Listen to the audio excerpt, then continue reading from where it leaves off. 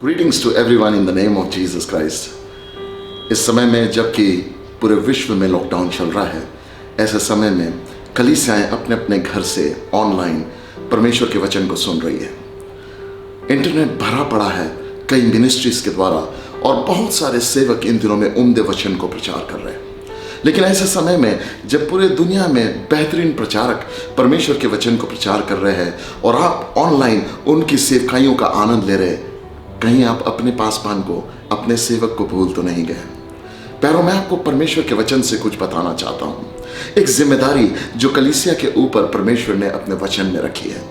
यदि आप पवित्र बाइबल को खोलें तो दूसरा शमूएल इसके 23 अध्याय और इसके 13 वचन से लेकर 17 वचन तक एक कहानी दाऊद के जीवन से आपको बताना चाहता हूं। एक समय दाऊद के जीवन में ऐसा आया जब वो अदुल्लाम की गुफाओं में छिप रहा था, और ऐसे समय में जब वो अदुल्लाम की गुफाओं में छिप रहा था तब उसके 3 शूरवीर उसके पास आए।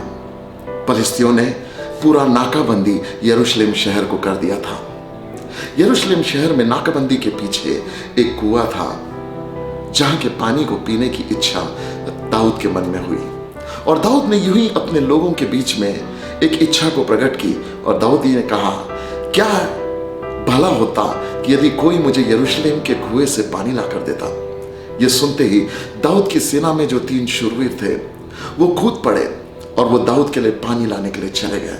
मैं सोचता हूं कि जब वो दाऊद के लिए पानी लाने के लिए चले गए, हो सकता है उनमें से एक शूरवीर ने जंप मारा और दौड़ने लगा, और जैसे जाने लगा तो दूसरे वाले ने उसे आवाज दी और बोला, हे भाई, कहां जा रहा है? यदि तू अकेला जाएगा तो सेना तुझे नाश कर देगी। ठहर, मैं तेरे साथ आता हूं, मैं तेरी रक्षा करूंगा, मैं शत्रुओं से तुझे बचाऊंगा ताकि तू जल को निकाल सके। जब वो जाने ही लगे दोनों मिलकर, तो तीसरे ने कहा होगा, अरे तुम दोनों अपने आप में नहीं ला पाओगे, तुम एक साइड से उसे बचाओगे, दूसरे साइड से अगर शत्रु वार करे तो उसे कौन बचाएगा? मैं भी तुम्हारे साथ चलता हूं। और ये 3 शूरवीर एक साथ दौड़ पड़े। बाइबल कहती है आश्चर्यजनक ढंग से ये उस शत्रु की सेना में से गुजरकर यरूशलेम के कुएं तक गए, वहां से जल निकाले और सुरक्षित दाऊद को ला कर दिया। जब दाऊद ने उस जल को देखा तो बाइबल कहती है दाऊद ने पिया नहीं, वरन उस जल को परमेश्वर को अर्पण कर दिया, ये कहकर कि ये मेरे लोगों का लहू है। ये कहानी जब मैं सुनता हूं, मैं अक्सर सोचता, प्रभु इस कहानी का एप्लीकेशन क्या है? मुझे दिखाई देता है जैसे दाऊद है जिसके मन में ख्वाहिश हुई कि यरूशलेम के कुएं से मैं पानी पीना चाहता हूं, वैसे ही एक दिन हमारे स्वामी प्रभु यीशु मसीह के मन में एक डिजायर हुई कि कोई नाश न होने पाए। उसने अपने प्राणों को हम में से हर एक के लिए दे दिया, और फिर उसने एक लालसा की, और वो लालसा ये थी कि हम जाए और जाकर सुसमाचार को लोगों को सुनाएं। ऐसे समय में जब आपके पासवान, आपके अगुवे जब सुसमाचार की सेवा को सीरियसली लेकर अपने जीवन का समर्पण पास्टोरियल मिनिस्ट्री के लिए कर चुके हैं, ऐसे समय में क्या आप उनके साथ उनके दाएं बाएं बनकर खड़े होंगे? जैसे मूसा जिस सेवा के लिए बुलाया गया था, उसे 2 लोगों की जरूरत पड़ी जो उसके हाथों को ऊंचा करने में उसकी मदद करें। उनके मदद के बगैर मूसा अपने काम को पूरा नहीं कर पा रहा था। बिल्कुल वैसे ही प्यारो, दाऊद के ये शूरवीर उसके लिए पानी नहीं ला पाएंगे यदि वे एज अ टीम काम नहीं करेंगे। मैं आपसे कहना चाहता हूं, ये 2 लोग जो उस जवान की मदद करने लगे, आजू बाजू से शत्रुओं से उसको बचाने लगे, ये कौन हो सकते हैं हमारे जीवन में? आपका पास्टर ने परमेश्वर के वचन की बुलाहट को सुनकर सेवा में अपने आप को समर्पण कर दिया, और ऐसे समय में हम उनके लिए क्या कर सकते हैं? ये 2 जो उसके साथ खड़े होते हैं, ये आपकी प्रार्थना है और आपके आर्थिक मदद है। मेरे प्यारो, जब मैं परमेश्वर के वचन में पढ़ता हूं तो मैं देखता हूं कि परमेश्वर के वचन में प्रभु यीशु मसीह ने अपने चेलों से कहा, मेरे साथ जागो और प्रार्थना करो। यीशु मसीह को भी उसके चेलों के प्रार्थना की सहायता की जरूरत पड़ी।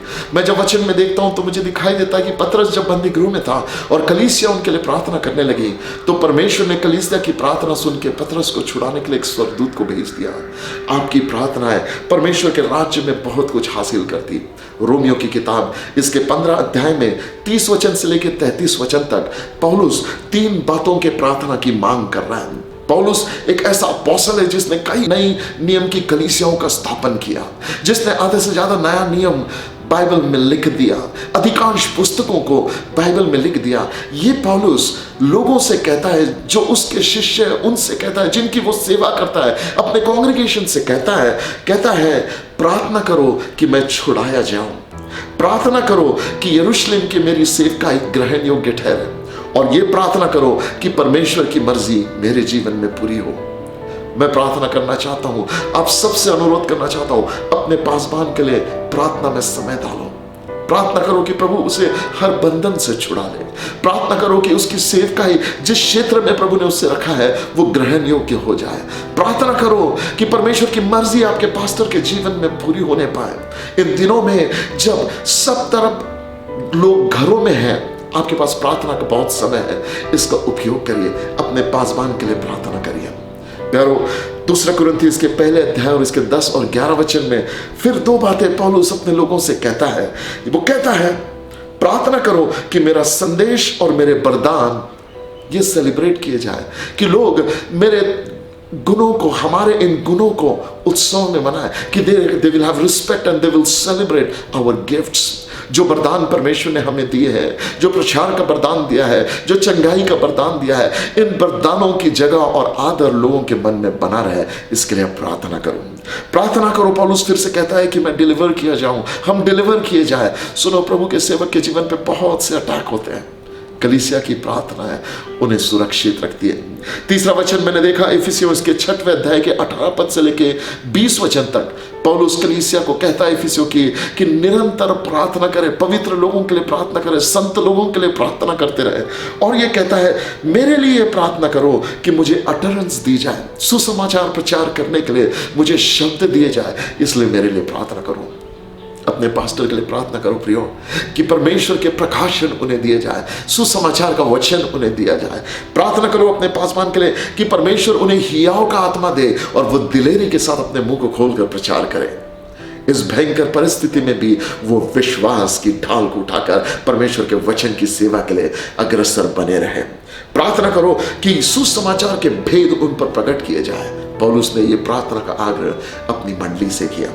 आगे वचन में फिलिपियों की पत्री इसके पहले अध्याय के 19 और 20 वचन में फिर मुख्य 4 बातें पौलुस कहता है प्रार्थना के विषय में।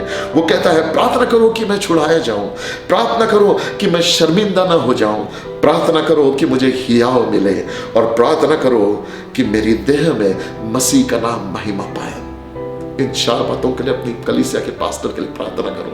प्रार्थना करो कि परमेश्वर की महिमा उसके जीवन में होने पाए, कि सुसमाचार उसे दिया जाए, कि वो सुसमाचार से न लज जाए, कि वो हियाव से भर जाए और वो हर परिस्थिति में छुटकारे का अनुभव करने पाए। 5वीं बात मैंने देखा कुलुसियों की पत्री इसके 4थे अध्याय के 2 वचन से लेकर 4थे वचन तक पौलुस इसमें भी आग्रह करता अपने लोगों को प्रार्थना करने के लिए। और वो क्या कहता, प्रार्थना करो कि परमेश्वर हमारे लिए सुसमाचार का द्वार खोले। क्या आप अपने पास्टर के लिए प्रार्थना कर रहे हैं कि परमेश्वर उनकी सेवकाई के लिए बड़े दरवाजों को खोले, कि परमेश्वर उनकी सेवकाई के लिए उनके इलाके में दरवाजों को खोल दे, कि परमेश्वर इंटरनेट पे उनके लिए मिनिस्ट्री के दरवाजों को खोल दे, कि परमेश्वर टेलीविजन पर उनके लिए मिनिस्ट्री के दरवाजों को खोल दे। Pray my friend for your pastor that God will magnify his ministry. जब आप प्रार्थना करोगे परमेश्वर एक मैग्नीफाइंग ग्लास आपके पासबान के जीवन के ऊपर लेकर आएगा, क्योंकि एक जिम्मेदारी परमेश्वर ने उस व्यक्ति के जीवन पे दी है। दूसरी बात पौलुस कहता है कुलुसियों की मंडली को, प्रार्थना करो कि जब मैं प्रचार करूं तो परमेश्वर की सामर्थ प्रकट की जाए। मेरे प्यारो, परमेश्वर की सामर्थ प्रकट होने के लिए वो प्रचार करना चाहता हूं। मैंने देखा पहले थिस्सलुनी इसके 5वें अध्याय के 25वें वचन में पौलुस कहता है भाइयों हम सब के लिए प्रार्थना किया करो।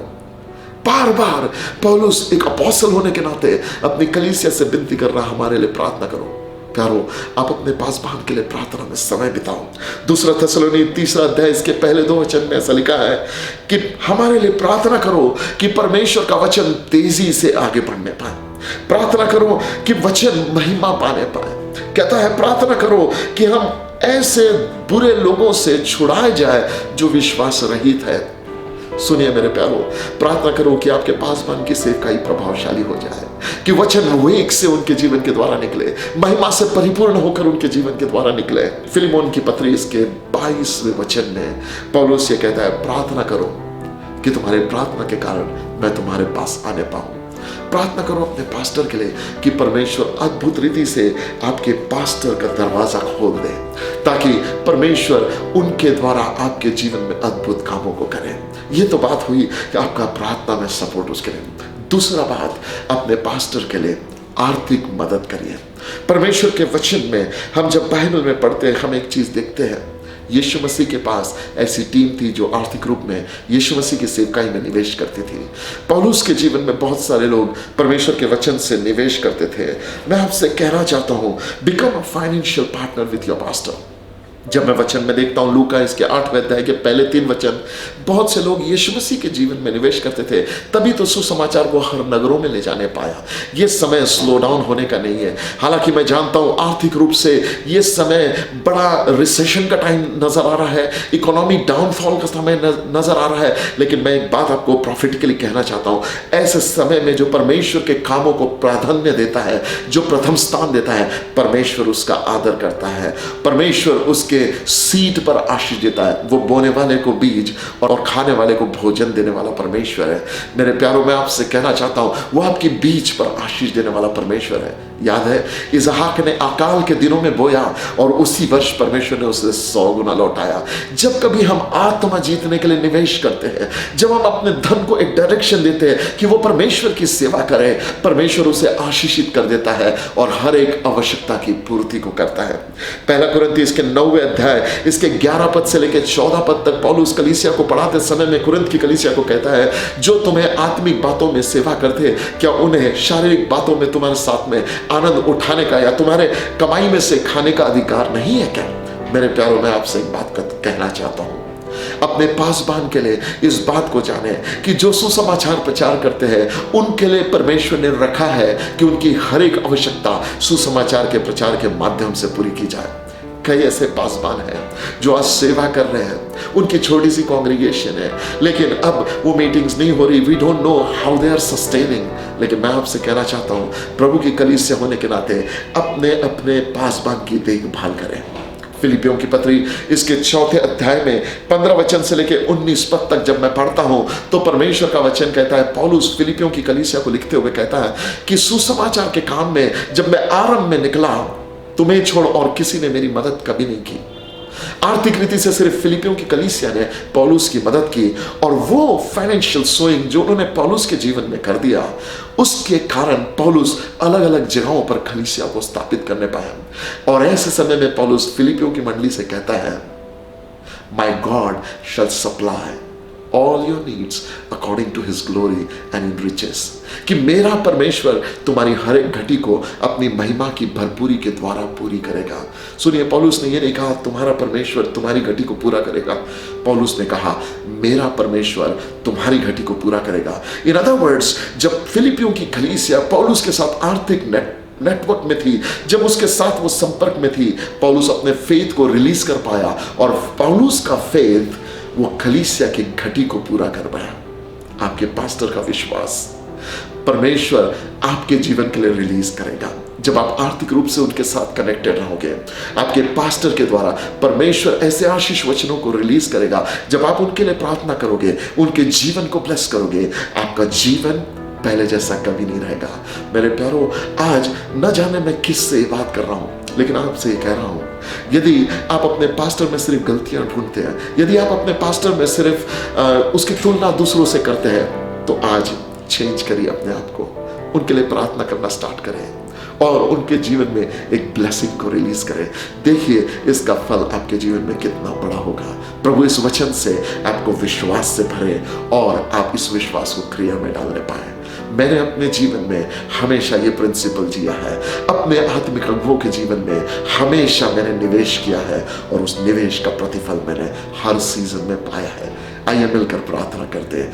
पिता, मेरी प्रार्थना है इस समय मेरे सुनने वालों के ऊपर तेरा अभिषेक उतरा है, विश्वास उनके जीवन में उतरा है प्रभु, और प्रार्थना करता हूं पिता परमेश्वर, एक बोझ उनके मन में अपने सेवक के लिए दे, अपने कलीसिया के लिए दे, अपने अगुओं के लिए दे प्रभु, ताकि वे प्रार्थना में उसके साथ खड़े हो जाए, ताकि वे आर्थिक निवेश में उनके साथ खड़े हो जाए और उनका जीवन पहले जैसा कभी ना रहने पाए। प्रभु यीशु के नाम से आप सब के लिए मांगता हूं, आमीन। प्रभु इस वचन के शेयर करने जाने से आपको बहुत आशीष दे। May God bless you. Thank you so much.